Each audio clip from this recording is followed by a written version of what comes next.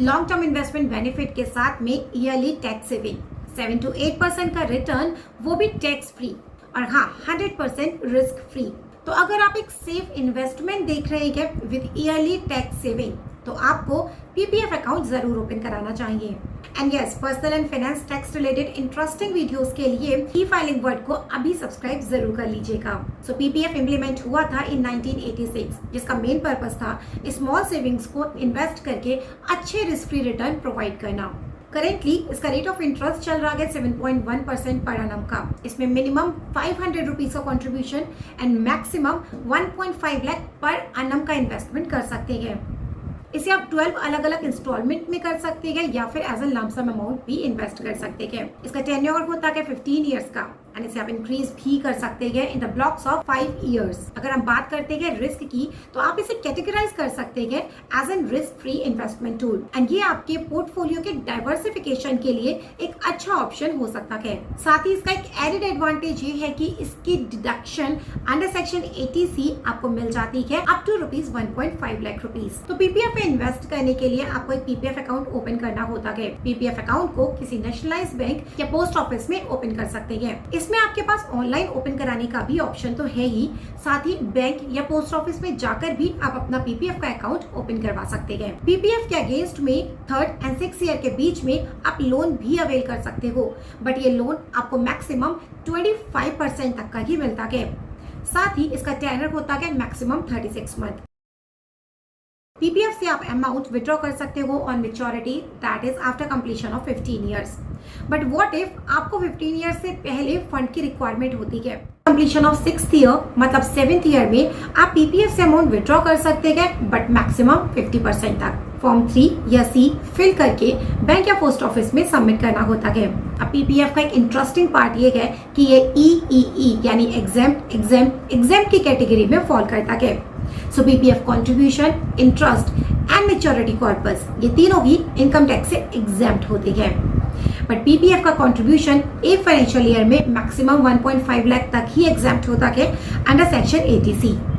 PPF account close होता है on maturity, but in some special circumstances like life threatening sickness, higher education and change in the residential status, in circumstances में आप 5 years के बाद भी अपना PPF account close करवा सकते हैं। पीपीएफ अकाउंट को क्लोज करवाने के लिए आपको एक फॉर्म फिल करके पोस्ट ऑफिस या कंसर्न बैंक अकाउंट में सबमिट करना होता है। पीपीएफ की अमाउंट आपके सेविंग बैंक अकाउंट में ट्रांसफर कर दी जाती है और आपका अकाउंट क्लोज कर दिया जाता है।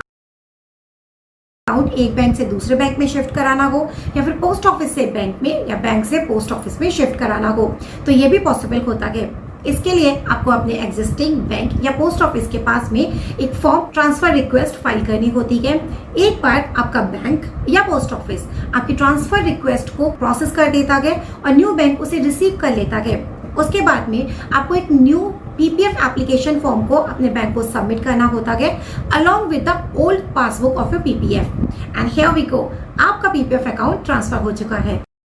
अगर हम मिनिमम कंट्रीब्यूशन की बात करें तो आपको 500 रुपीज पर एनम का मिनिमम कंट्रीब्यूशन करना होता है अपने पीपीएफ अकाउंट में। अगर आप ऐसा नहीं करते हैं तो आपका पीपीएफ अकाउंट इनएक्टिव हो जाता है। अब इसका एक ड्रॉबैक भी है। इनएक्टिव पीपीएफ अकाउंट में से ना तो आप पीपीएफ अपना विड्रॉ कर सकते हैं और ना ही उसके अगेंस्ट कोई लोन अवेल कर सकते हैं। सो इस पीपीएफ अकाउंट को रीएक्टिवेट कराने के लिए minimum 500 rupees plus 50 rupees as penalty for every inactive years bank को पे करना होता है और आपका इनएक्टिव पीपीएफ अकाउंट एक्टिव हो जाता है। चलिए अब बात करते हैं पीपीएफ एंड एफडी के डिफरेंस के बारे में। पीपीएफ और एफडी दोनों में ही आपको गारंटीड रिटर्न मिलता है in a form of interest, but PPF में एक फिक्स्ड लॉक इन पीरियड होता है जो कि होता है 15 इयर्स का।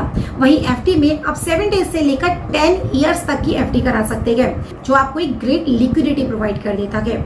सेकेंड डिफरेंस होता है पीपीएफ में मिलने वाला इंटरेस्ट टैक्स फ्री होता है, वहीं एफडी का इंटरेस्ट टैक्सेबल होता है, साथ ही उस पर टीडीएस भी डिडक्ट होता है।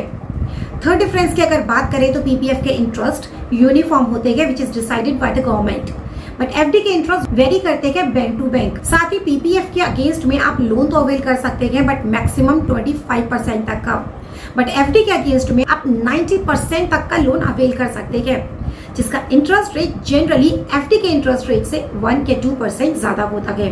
साथ ही एफडी को आप एज एन कोलेट्रल भी यूज कर सकते हैं against your home loan, business loan and education loan. So 5 differences in mutual fund and PPF. So number 1, PPF एक risk free long term government securities है जिसमें आपको फिक्स रेट से interest मिलता है which is declared by the government. Third difference होता है liquidity का। पीपीएफ में लॉन्ग लॉक इन पीरियड होता है with a minimum period of 15 years. वही म्यूचुअल फंड की यूनिट्स को आप कभी भी रिडीम करा सकते हैं। ऑल्दो पीपीएफ में प्रीमेच्योर विड्रॉल अलाउड तो होता है but not as frequent as in mutual fund. Fourth difference होता है टैक्सेबिलिटी का।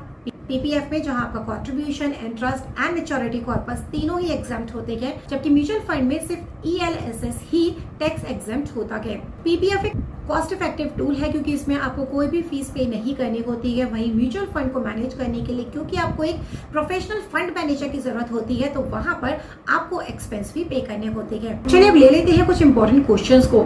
सो सबसे पहला डाउट क्या आता है, क्या एक माइनर का पीपीएफ अकाउंट ओपन हो सकता है?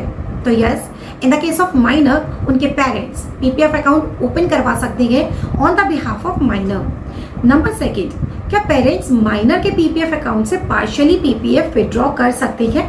Then again the answer is yes, बस इस कंडीशन में उनको एक डिक्लेरेशन सबमिट करना होता है कि जो अमाउंट वो विड्रॉ कर रहे हैं that is only for the use of the minor, like for education purpose और सब illness cases. So I hope आपके most of the doubts with respect to the PPF इस वीडियो से क्लियर हो चुके होंगे। कोई भी और डाउट अगर आपको होता है तो कमेंट सेक्शन में कमेंट करके जरूर पूछ लीजिएगा। इस वीडियो को लाइक एंड शेयर करना मत भूलिएगा and for more such content subscribe this channel.